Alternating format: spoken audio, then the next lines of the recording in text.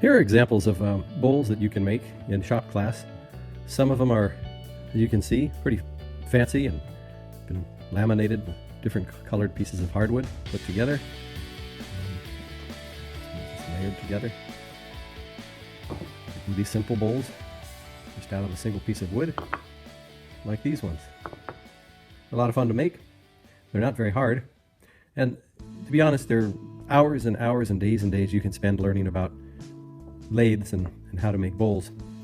In this video, I'm going to give you the basics to get started.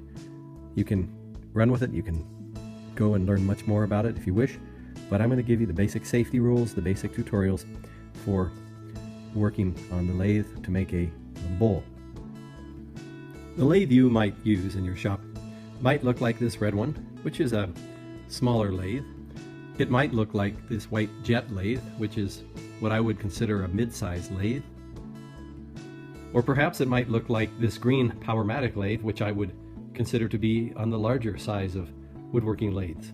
This one perhaps would be used for a large salad bowl, or a baseball bat, or a table leg, items of greater size. Here are the basic parts of the lathe, starting from left to right. You have the headstock, which provides the power, the spindle, we have the bed, the tool rest, the lock knob, and the tailstock.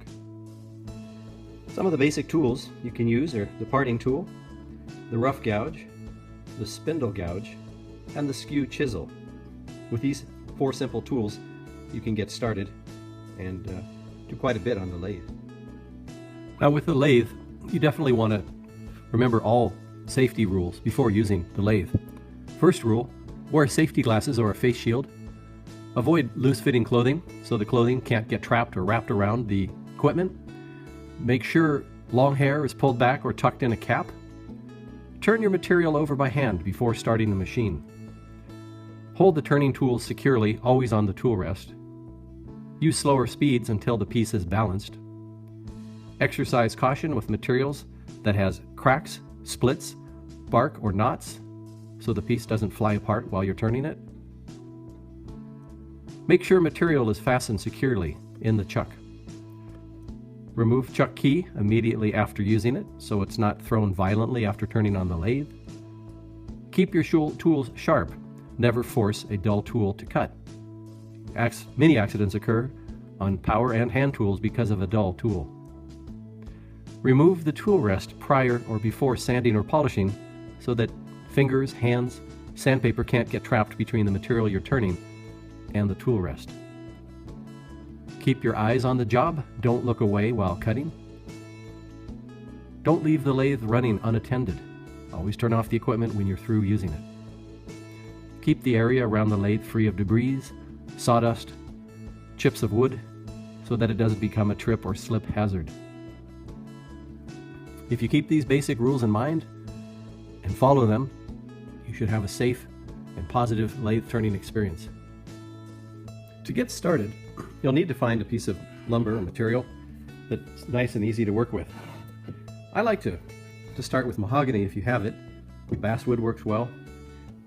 I prefer hardwood that's soft but not too soft. Sometimes pine or Douglas fir especially are not the best choices for turning because the wood tends to split or crack. So for this one, we're going to start with a piece of mahogany and ask your teacher for permission for whichever piece of wood you use. Sometimes you can find a beautiful piece around home and it'll make a great bowl. You never know what you might find in the garage, the attic, or in the backyard. So underneath a weathered piece of wood, sometimes you can get a beautiful bowl from it. But in this case, we're going to be using a piece of mahogany. First thing we need to do is make it into a square block. And to do that, you need to determine the width of the board. Now in this case, this board measures roughly 6 1/4, 6 3/16. So we'll go with 6 1/4. So we're going to come out, mark it at 6 1/4. Here's our mark. We're now going to take the tri-square, putting the body of the tri-square up against the edge of the mahogany. We line it up with that mark. We now have a square. also want to find the center of this piece of the square. And one of the easiest ways to do that is to simply draw from corner to corner an X or a line. Where this line intersects, we have the center. And we want to use a compass. Many of you probably have used a compass. They come in different shapes or sizes. We're going to use a compass to scribe out around the circumference of the circle. To do this, we're going to put the center point in the middle of the wood of that point we located, the center. Open up the compass until we are at a good location. Now, holding, if you haven't used a compass, they're a lot of fun. The center, it's going to pivot along that center piece, and the outer leg, which has the pencil, is going to scribe the circumference of the circle.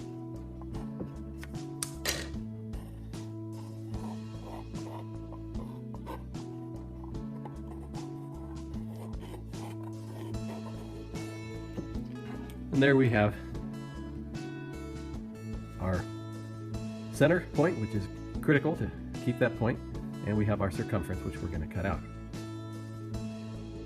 To cut out the basic square of our bowl stock, you're welcome to use a handsaw. Secure this piece of wood in a vise, and then simply cut it on the outside of the line using a handsaw. That's a fine way to do it, probably the safest way to do it. You're also welcome, with your teacher's approval, to use a bandsaw, which I'll be using in this video. When you use the bandsaw, if you have permission and you've been okayed, you need to raise the guard up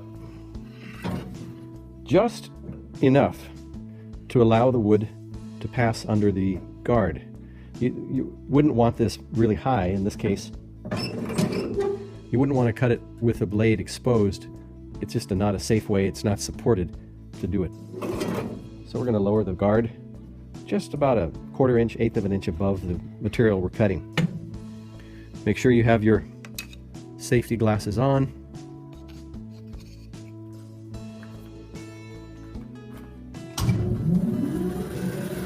With your hands on either side of the wood,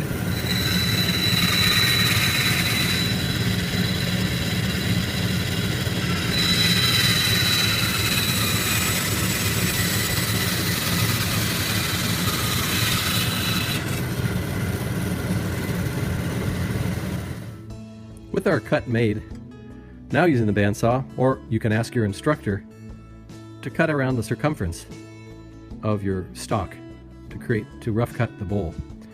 Technically, it would be possible to put this on the lathe and start spinning it. But as you can see, as it spins, it's rather dangerous to have these big chunks and corners not cut off first. So if we remove these corners and rough cut it out, it'll be safer and quicker to make the bowl.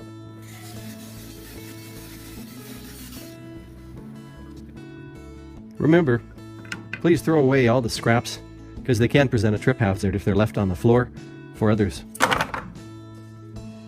We're going to be using this mid-size white jet to turn our bowl. And the person prior to us left the faceplate on the lathe. So we're going to remove it using a wrench and the index stop button. You can't see it exactly, but back here where my index finger is pushing, we can lock the faceplate in place. So here it's spinning freely. If we push, this will lock. While it's locked, we can take our wrench, pulling forward, we can remove our faceplate. Now the faceplate can simply be removed. Return the wrench to its location. And what we're going to do is we're going to center, this is called the faceplate. They come in different sizes, but for this size bowl, this is a perfectly good faceplate. We're going to, with 4 screws, we're going to mount this on the bottom of our bowl securely and as centered as possible. Using 4 wood screws, we will attach this faceplate to the bottom of the bowl. I want to show you when the screw is inserted. We have about a good half inch of material threaded in. If your screws are smaller or shorter and you end up with only that much, you probably don't have enough at a 1/4 inch, so you want about at least a good half inch of threads into the wood. Now, there are a number of ways you can attach this bowl. The way I'm going to show you is simple, it's relatively foolproof, and you'll get nice results.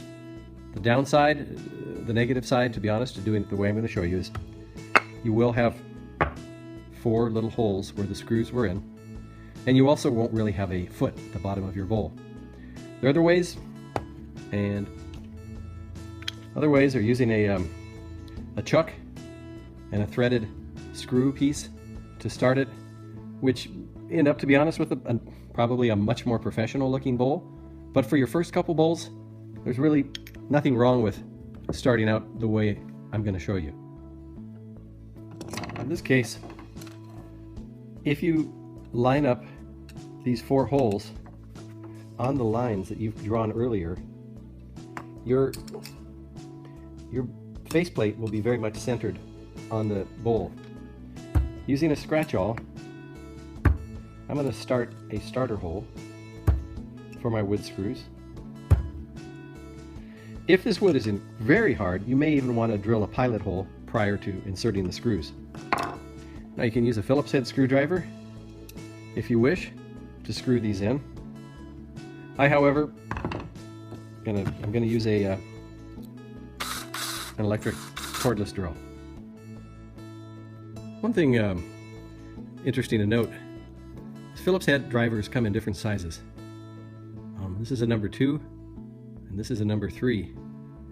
If you use a number 2 with this particular screw, it will work, but there's a lot of play. If you use a number 3, it fits in much better and you'll have much better luck with it. You slip this into the driver holder, like so, and we're ready to thread it in.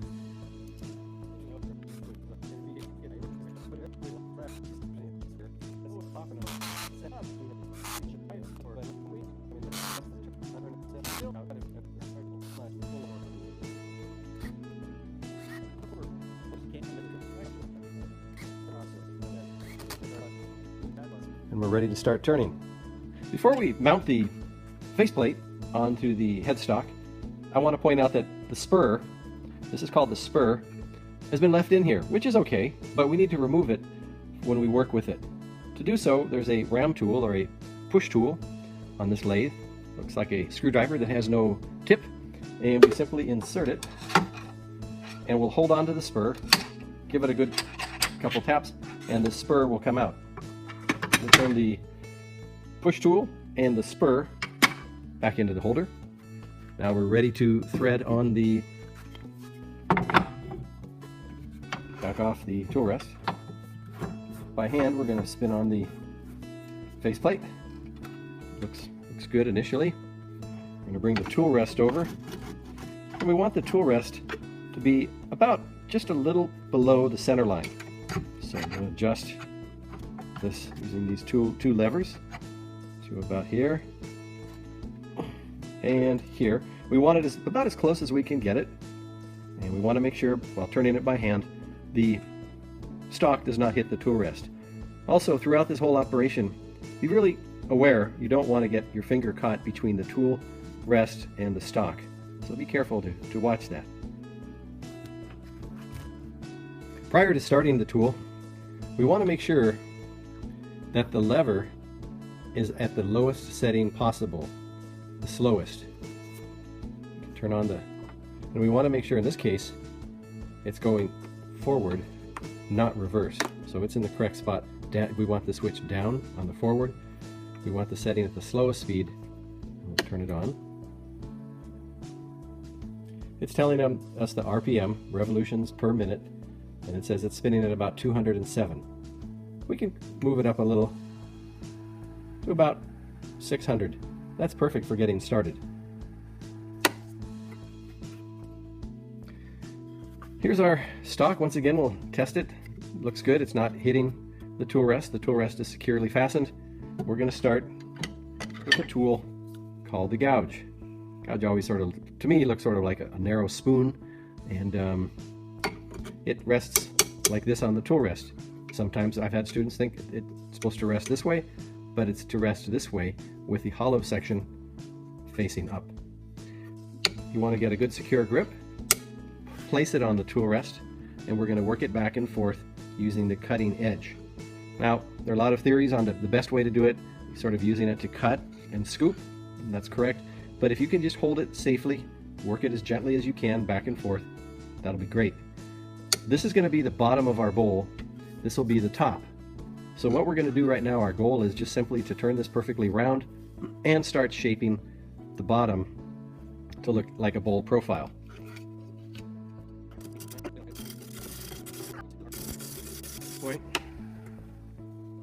We turn it around, you pretty much see we've got it rounded. Now we can start giving it the shape of the bowl. If you still had flat spots, you'd want to continue rounding it a bit more until you got it fully rounded.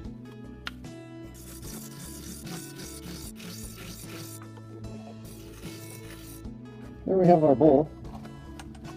It's turning out nicely, but you can see it does have some tear out sections. I'm going to try to clean that up using this tool in the scraping. I'm going to try with this tool, the round nose, and this is kind of more of a scraper than a cutter, but I'm going to see if I can use this tool to help clean up some of those tear outs and get it to look more like this.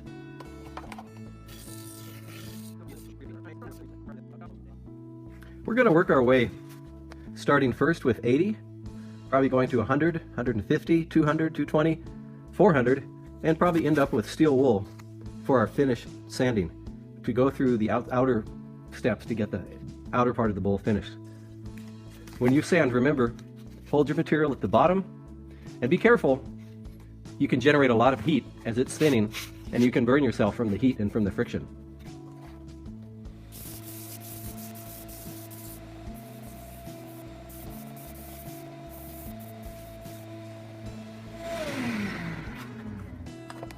At this point, you can see we've eliminated all the tear out. We have a nice finish on here, and we're ready to start working on the inside. To do the inside, we need to move the tool rest just below the center line. So we want to raise this tool rest right a little bit below that center point. And we want to bring it in, I like to bring it in about as close as possible. Now, I want to warn you, don't go too deep or try to make the walls of your bowl too narrow. If you make them too narrow the first couple times, it's easy just to lose your bowl, the edge, it'll break apart. If you go too deep, we've got, remember, a ½ inch of thread inside there, and you'll hit the bottom of your bowl. Or if you go too far, you'll just simply pop a hole through the bottom and then you have to start over. I also find it easier to remove the tool rest, because when we're working in here, we'll be working from the out towards the center, and if we don't remove the tool rest, it's going to be in our way. So loosen it and pull it out of the way. All right, zoom in here a little. We're going to start with a gouge and then work our way probably into the scraping tools. As you get more proficient, you'll find you can use tools that simply do the cutting. It gives you a cleaner edge, but once again, it's a little trickier, but for starters, this is a great starting point.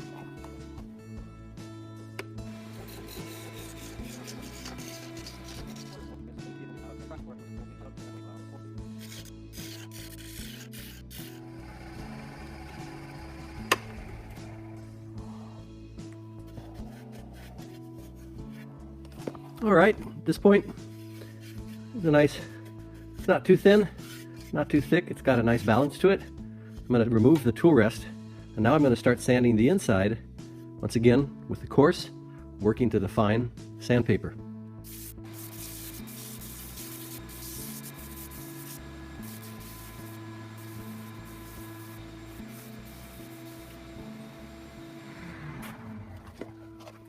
Now you can see we have the inside sanded pretty well. And we're going to put on some finishing treatment, and that's where really the bowl, I think, is the fun part, to watch it come alive with the finish. Now, this is a product, every teacher probably has a different product to use. This is one I like a lot, the Mylands friction polish. You can apply it with a small rag, or you can apply it with paper. The nice thing about paper is if the material did get caught, the paper would simply tear away. That's why I recommend using a small rag, not a large one, because you don't want the material that you're applying to get caught and wrapped up in here. That could be a very dangerous situation. Sometimes butcher block conditioner works well, gives it a nice finish, or even something like mineral oil can give it a nice finish. But for our case in this instance, we're going to use the Mylands High Build Friction Polish. Make sure you shake up the bottle. This product tends to settle a bit on the bottom. It's a nice product. It's kind of expensive, so I recommend use it sparingly. We're going to apply a little onto the rag. Then we're going to, while it's turned off initially, we're going to rub the liquid into the wood. You can see the wood is quite thirsty. It's absorbing a lot of the liquid. Get it here in the back.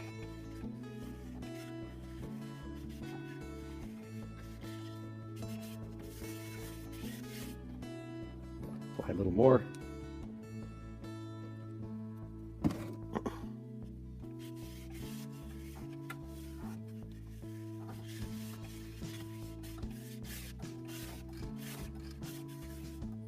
Now we can turn it on.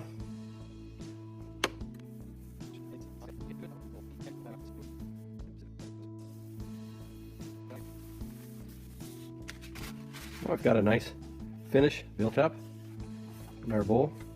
Now we're going to remove it. So again, we take our wrench, we lock it with the index, push it in until you feel it lock down, pull on it, put the wrench back, and as you remove it, support it so it doesn't fall off and drop. At this point, looks not bad for a little 15-minute bowl. We do have a little tear out here. Wish I had sanded that a bit more, but it's got a nice basic finish.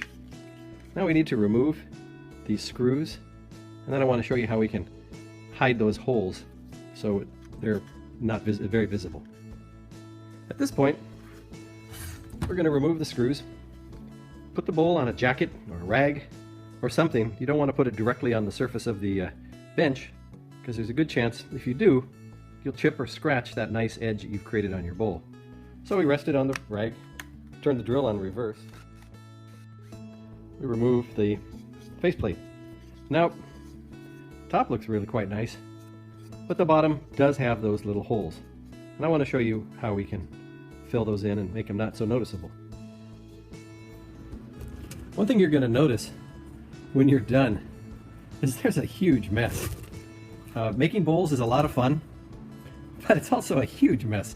Looks like something blew up here, and it's probably going to take 5 to 10 minutes to clean up properly. However, before you do clean up properly, you'll notice when you sanded, you got some powder, fine sawdust right here. We're going to need that powder before you clean it all up for our filling in with the holes. So set aside some of the powder before you clean it up.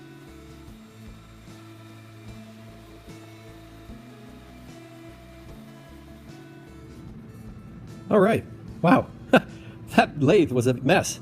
It was really quite a cleanup, but sure feels good to get it cleaned up properly, and it looks so much better. Okay, now back to the task at hand. We have a piece of scrap cardboard. It can be paper, it can be a piece of scrap wood. We have our little high precision mixing stick, which I crafted from the scrap pile. Then I'm going to take the finest of the fine that I can find.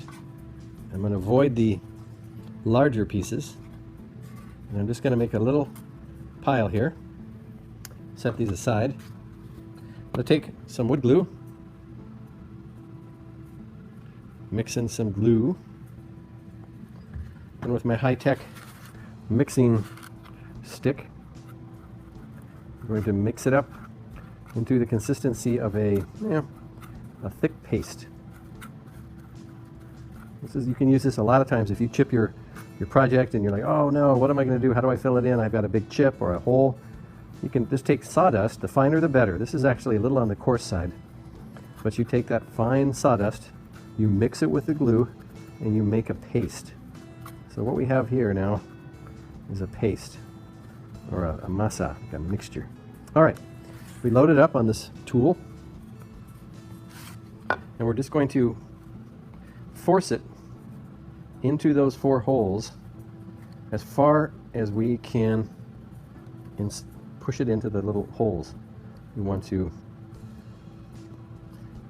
cover them so we can sand them and we will not see them anymore. So, all right, forcing the mixture to cover the holes. We'll leave it a little proud. And then we're going to let these dry for approximately, I don't know, half an hour. Probably all it'll take, half an hour.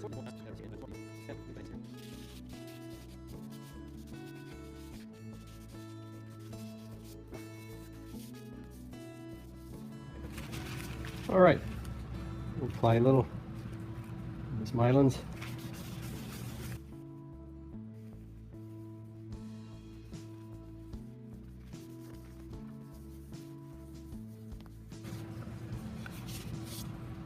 All right, well, it certainly minimizes those holes. Will sure make a nice gift for somebody. And yeah, that might look nice to laser engrave your name or wood burn your date when you made it at the bottom. But yeah, I think that'll make a nice gift for somebody.